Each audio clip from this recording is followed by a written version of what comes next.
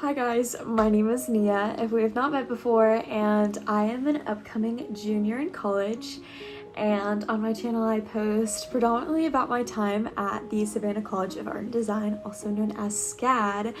However, in 3 days I leave for the adventure of a lifetime on semester at sea. I am going on semester at sea and I could not be more ecstatic. So this video is gonna be my little explanation slash announcement slash catch-up session and packing video. So if you were here just for the packing portion, go ahead and skip to that point. It is labeled in the description of this video and in the timeline below. So feel free to skip on there. But for those who are wondering what semester at sea is, and for my SCAD friends who are wondering how does that work, I'm going to be explaining all of that right now.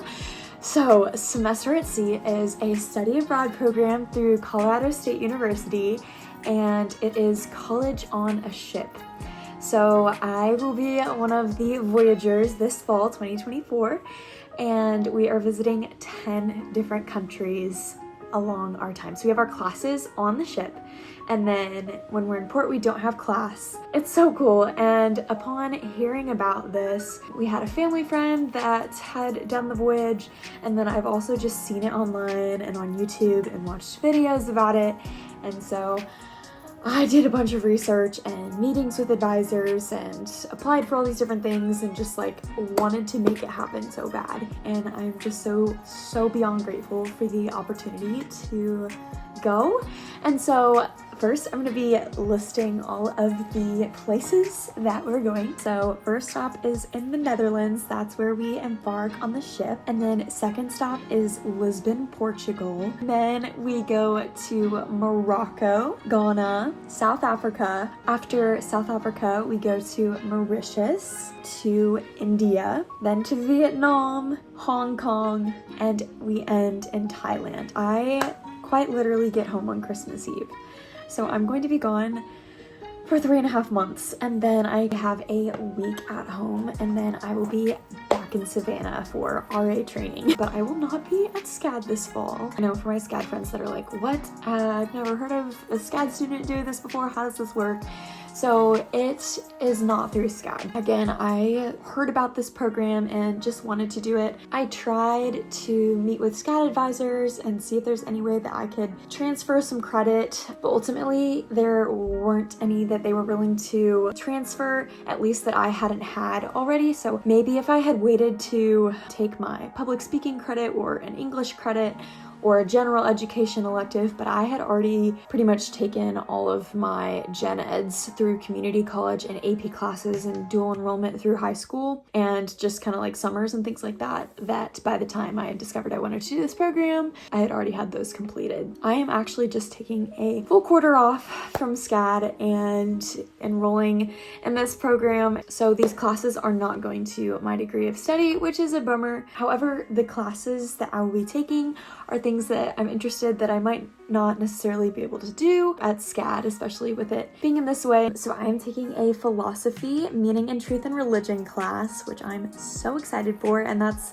a class that I don't know that I'd have the opportunity to necessarily have at SCAD, and it's definitely an interest of mine. I absolutely love talking religion and philosophies and learning about all of the different belief systems people have around the world, and I think it really just challenges your own faith and challenges your own perspectives and your journey, and I just feel like that'll be really good for me. So I'm super excited. And then I'm taking an exploring world music class. We're learning about all the different types of music and instruments that are played throughout the different countries we're visiting. And then I am taking a theater class, which will be fun. One of my minors at SCAD is acting for the camera. And then everybody on the ship has to take global studies, where we learn about all the different countries that we're visiting and just different things about the world and our planet. I'm just so excited. And of course I'll be sharing more as the voyage goes on. I have also received a student assistant position on the boat. Student assistants receive a $4,000 scholarship on the boat for their certain role. In my role, I am like a social media / vlogger communications assistant. So essentially I will be vlogging my entire journey and putting it on YouTube as a part of that role and helping out with whatever maybe possible photography or video needs that they have on the boat. So stoked. Ways that I'm gonna grow and perspectives will evolve, the people I'm gonna meet, things I'm gonna see and be challenged by, and just see how God uses this season of life. Okay, now moving on to the packing. I put my hair up to get it out of my face while I'm rummaging through everything. I have 2 rolling duffel bags. Number 1, number 2, so you guys can see it all in the box. I literally haven't even opened them yet. I have those because we need to be able to fit our luggage underneath our bunks. There's, I think, a 9-inch clearance, which a regular suitcase would not do, at least for me. I'm taking my camera backpack. I might also take a small carry-on suitcase. Let's begin. I'm going over Semester at Sea's packing list, which they have on their website, and also this other travel blogger's packing list, which kind of just narrows Semester at Sea's down into more specific items. Starting off with clothing items, I packed probably around 8 dresses you'll see here, each for different occasions with different styles. So these first 2 are some fun, longer ones that I can wear in countries where I need to be a bit more modest and cover my legs and arms to respect the culture. I then packed 1 long jumper and this cute swimsuit cover. At the end of each voyage, they have what is called the alumni ball, so I packed 1 formal dress for this occasion, this black one here. The next few dresses are just some casual ones with differing styles that I find comfortable and cute. I am a dress wearer, so that is why I have so many. Other people may not need this many dresses. However, if you are a female, I would recommend at least having some long skirts or dresses on hand for countries where you might need to dress a little more modestly. For pants, I packed 2 pairs of jeans, 2 pairs of leggings, 2 pairs of sweatpants, and 2 pairs of dress pants. The travel blogger's packing list that I used said to bring around 6 to 10 bottoms, so that is what I did. And then for shorts, I packed probably around 7 pair because I wear those at night and in the day sometimes to work out or underneath dresses. Lastly, I have 1 pair of linen shorts. For bathing suits, I brought 3 one-pieces and 1 bikini set, although you probably only really need 2 suits. I would recommend having at least 1 one-piece, again for the countries that require a little bit more modesty and also for any water sports that you might want to participate in port. I brought 1 workout tank top, 1 casual tank top, and then these 2 dressy tank tops. I brought 2 sweatshirts, 1 crew neck, and 1 hoodie with expectancy of buying another Semester at Sea sweatshirt on the voyage. I brought this cute denim romper from Levi's. I packed a few different blouses, 3 long sleeve and 3 short sleeve, and then a stack of probably around 5 to 6 t-shirts. I brought travel size shampoo, conditioner, deep conditioner, lotions, and moisturizers all for the voyage. And then my mom and I went to Whole Foods to do some snack shopping. I am a big almond butter fan, so I got 2 jars of that, some kale chips, some popcorn, and some granola bars. I would say that I did not pack enough because most of my snacks were gone within the first couple of weeks, so I would recommend honestly doubling this amount if I could go back. I am currently editing this video and realizing that I forgot to show a lot of things that I did pack. If you cannot already tell, I am already on the voyage and thought it would be beneficial to share some things that my roommates packed that I forgot to mention and some things that I wish I had packed. My roommates Sunny and Skylar brought these over-the-door organizers, which are so helpful for having our own spots to put our things. I also brought a JBL speaker. I keep my almond butter, gum, sunscreen, which is reef safe, we have to have, by the way. Some laundry detergent and an umbrella is what I keep in my row. And then we have kind of a shareable row and then Sunny and Skylar's row.